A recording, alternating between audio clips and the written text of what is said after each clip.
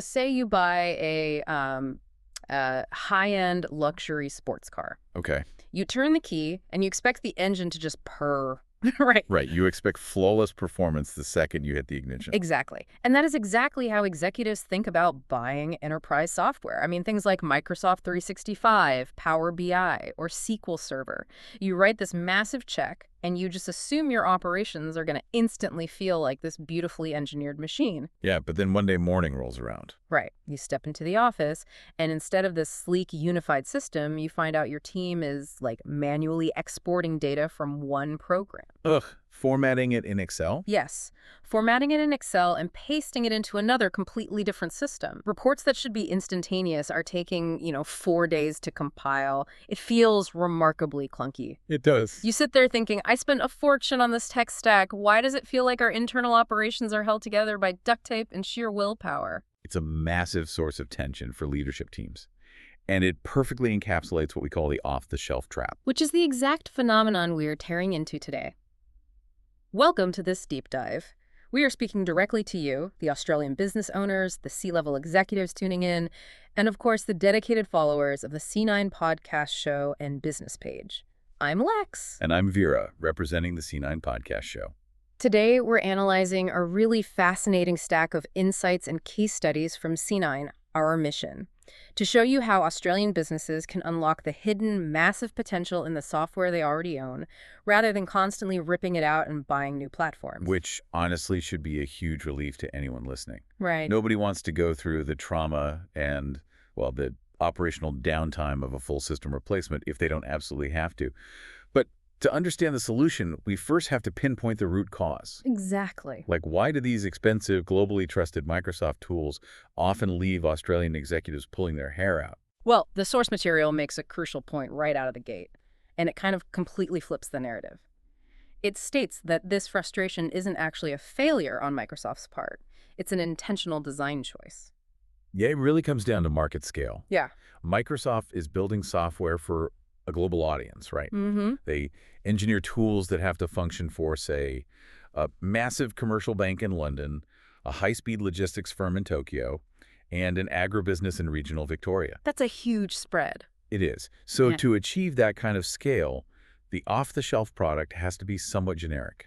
It's meticulously designed to comfortably handle about 80% of standard businesses' needs out of the box. The classic 80-20 rule. Exactly. It gets you most of the way there, but it's that missing 20% where operations actually happen and where things get incredibly messy because your business isn't generic. No, of course not. If you're an Australian manufacturer or a broadcaster or a fitness franchise, you have highly specific, nuanced workflows. And when the software only gets you 80% of the way there, the burden shifts to the human workers. Your team is forced to contort their daily routines to adapt to the software instead of the software adapting to your team. To build on the car analogy from earlier, buying off-the-shelf enterprise software is like buying that multi-million-dollar sports car. But every time you need to fill it up, you have to manually measure and mix the oil and petrol yourself. Oh, wow. Yeah, and then pour it in with a cheap plastic funnel. The engine, which is Microsoft, is a marvel of engineering. It's flawless. Right.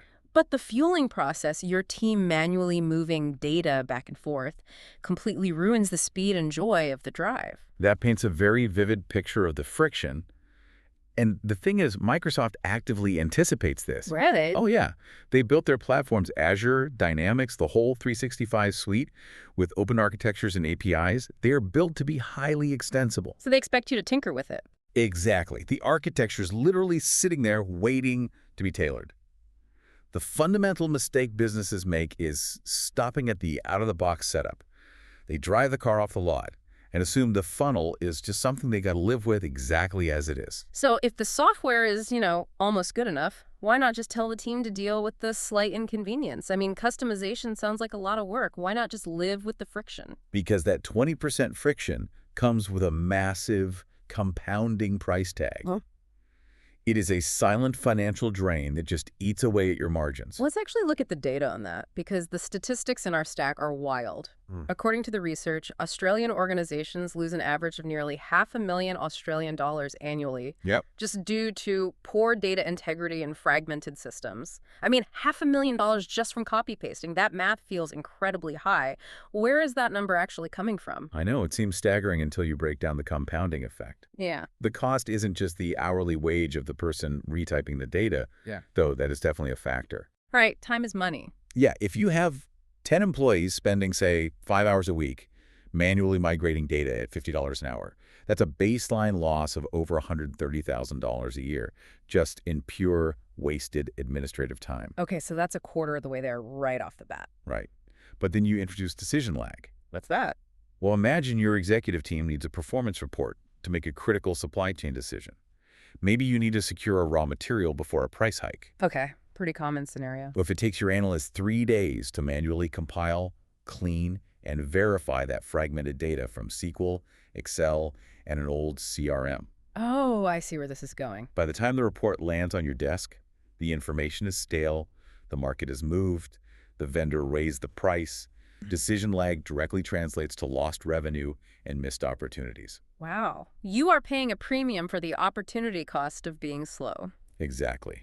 And then there is scaling friction.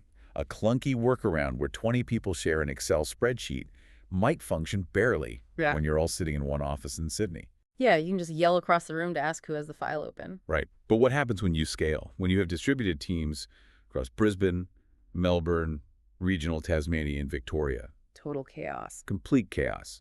The latency, the version control issues, people overwriting each other's work. The system completely breaks down. And we haven't even touched on the legal and compliance side, which the sources heavily emphasize. We're talking about the Australian Privacy Act of 1988 and the Australian Privacy Principles, the APPs. This is a critical vulnerability for any Australian business, particularly those turning over more than $3 million or handling sensitive info like health records or financial data. Look at it this way. If your data is fragmented, meaning you have customer details sitting in isolated SQL databases, rogue Excel files on someone's desktop, and unlinked email servers, Then a nightmare. how do you guarantee compliance? If a customer exercises their right to see or delete their data, and it is scattered across a dozen hidden silos, how do you even find it all? You can't. And your compliance risk goes through the roof. Fines for breaching the Privacy Act can be astronomical. So a $500,000 loss isn't an exaggeration. It's just reality. It's a combination of productivity loss, missed revenue from slow decisions, and the looming financial threat of compliance breaches. Competitors who tailor their tech stack aren't spending their energy fighting their tools. They're using their tools to capture market share. So how do we actually fix this without ripping the whole Microsoft ecosystem out of the walls? The sources outline a specific methodology used by C9 involving 3 core concepts: integration, custom development, and extension. Right. Let's break down the mechanics of what these actually mean, starting with integration. Because, let's be honest, integration has become a hollow buzzword that usually just means we plugged a software cable in. It really has. But in this context, integration means establishing automatic, bidirectional data flow between your Microsoft tools and your other core business systems. Bidirectional meaning it goes both ways. Exactly. Data doesn't just dump from system A to system B. They actively communicate and update in real time. But what happens in the background if 2 systems try to overwrite the same data at the exact same time? Say a sales rep updates a client address in the CRM while billing updates it in the finance software. Does the integration just crash? That's where expert architecture comes in. A proper integration establishes a primary source of truth and uses APIs with timestamping and conflict resolution protocols. Okay, so it has rules. Right. It evaluates the data payloads, determines which update takes priority based on business rules, and syncs the correct data across all platforms seamlessly.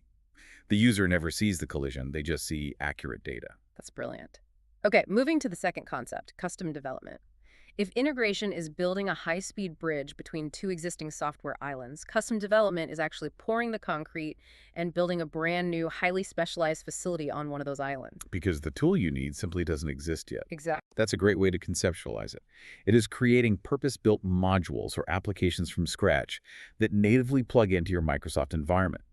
It handles those highly specific 20% workflows. Makes sense. And the third piece is extension. Right, which is taking an existing tool and stretching its capabilities. Like what? Think of Microsoft Power BI or Active Directory. Extension involves tailoring the interface, adding automation, or building in role-based intelligence. Meaning a CEO logs in and automatically sees high-level strategic forecasting, while a regional manager logs into the exact same platform, but only sees the granular operational metrics for their specific territory. Yes, without anyone having to manually filter the data for them. And what really stands out in the methodology is how C9 executes this. I mean, anyone who has been in business long enough has a horror story about a big bang IT project. Oh, don't even get me started. The ones that take 2 years, cost triple the initial budget, and deliver a system nobody knows how to use. Exactly. Mm-hmm. C9 avoids that through an agile, collaborative process. They don't just disappear into a dark room to write code for 6 months. That's a relief. They start with a deep discovery phase to map the actual business pain points, followed by detailed scoping. Then it's iterative development. They build a module, test it with your team, gather feedback, and adjust. So you actually see early, visible results that evolve with your operations. Exactly. We talked about scaling friction earlier. How does a company actually solve that when they start crossing state lines? The sources provide a perfect example with Studio Pilates. Oh, this is a great one. They're a growing franchise expanding nationally and internationally. Right. And their leadership team was hitting a wall because their multi-site reporting was entirely fragmented. Every single franchise was essentially running as its own mini business. Yep. The head office couldn't get a unified view of performance without waiting for dozens of franchise owners to manually email in their spreadsheets. Which is just painfully slow. So C9 built a custom franchise portal. The mechanism here is fascinating. They used Microsoft Power BI embedded as the core engine, but they extended it by building in those specific role-based metrics we just talked about. So the morning routine for a franchise owner completely changed. Overnight. Instead of wrestling with data exports before their first class, they log into a seamless portal that instantly shows their specific KPIs. And the leadership team gets real-time, multi-site tracking automatically. That is massive. Now, seeing the data is one thing, but securing access to it as you scale is another entirely. Which brings us to InnerRange, a leader in security and access solutions. They initially came with what seemed like a simple request for a content management system. Right, just a basic web request. But the deep discovery process revealed a structural vulnerability: enterprise user management. Rather than just building a basic website, C9 delivered a suite of custom modules that integrated deeply with Microsoft Active Directory. They implemented single sign-on, or SSO. So you don't need 50 different passwords. Exactly. From a technical standpoint, this uses token-based authentication. The user logs in once and securely accesses all authorized applications without experiencing password fatigue. But the real magic is the automated provisioning and deprovisioning. Yes. If an employee leaves the company, you do not want to rely on an HR manager working through a manual checklist to revoke access to 20 different software platforms. A missed checklist item is a massive security breach waiting to happen. Exactly. With Active Directory integration, a script handles it instantly. One click, and access is universally revoked across the entire ecosystem. The result for InnerRange was a massive drop in administrative overhead and a system that scales with airtight security. Which is critical. But that covers security. What about the sheer physical geography of Australia? Yeah, syncing data across time zones is a nightmare. Look at Grant Broadcasters. You have radio broadcasting teams spread all over the country, and they were manually syncing sales data between state-based systems. Just thinking about the version control chaos gives me anxiety. I know. You'd have the Sydney team accidentally overwriting Perth's data, creating files named final version 3 really final.xls. It makes revenue forecasting incredibly error-prone. So C9 stepped in and developed a custom SQL Server sales management portal. They utilize nightly and real-time capable web services to bridge these geographically dispersed environments. Meaning the system automatically reconciles the data packets from different time zones in the background? Right, resulting in reliable forecasting and national visibility, completely eliminating the manual copy-paste errors that were corrupting their data. Incredible. Speaking of geography, dealing with state resources brings us to heavy regulation and compliance. Let's look at Forestry Enterprises Australia and Tasmanian Irrigation. Tasmanian Irrigation was relying on spreadsheets to manage water entitlements across the state. That is terrifying, managing critical, legally binding state water rights on an Excel spreadsheet. Right. The danger there is profound. An accidental cell deletion or a corrupted formula could destroy thousands of dollars in water entitlement data and trigger massive regulatory fallout. So C9 replaced those risky manual spreadsheets with a custom intranet solution built on Microsoft SQL Server and SQL Server reporting services.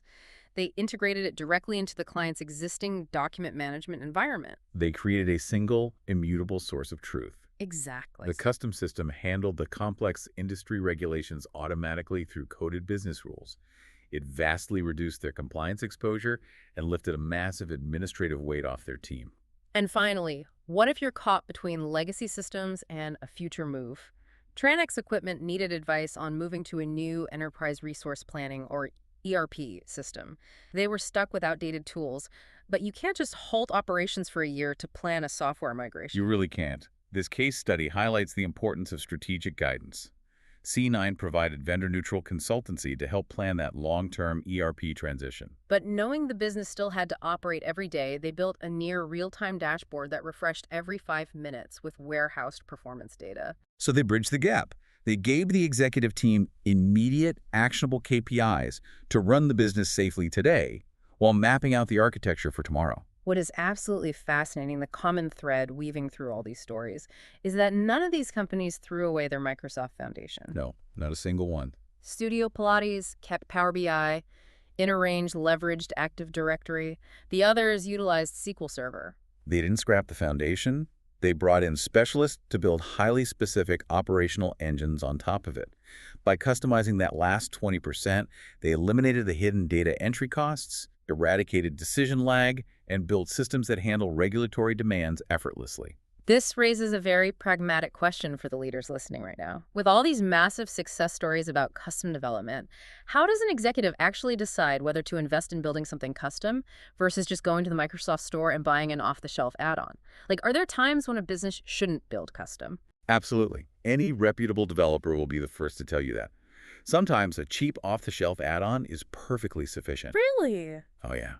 The decision relies entirely on a brutally honest evaluation of the total cost of ownership, or PCO. So looking beyond just the upfront license fee or the monthly subscription cost. Exactly. You have to factor in the human cost. Look at your own P&L statement.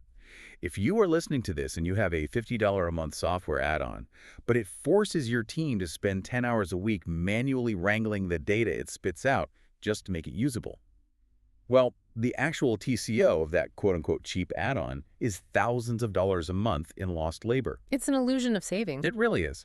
C9 uses a practical evaluation framework focusing on long-term ROI. And this points to why having an independent advisor is so critical.